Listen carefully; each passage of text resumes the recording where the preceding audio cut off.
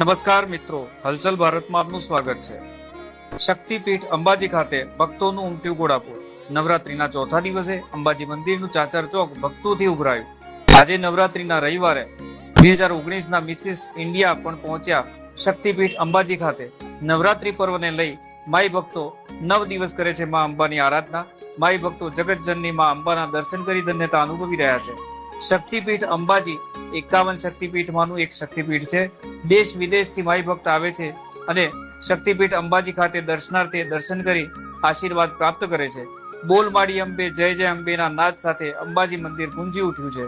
Reporter Amit Joshi, Idar.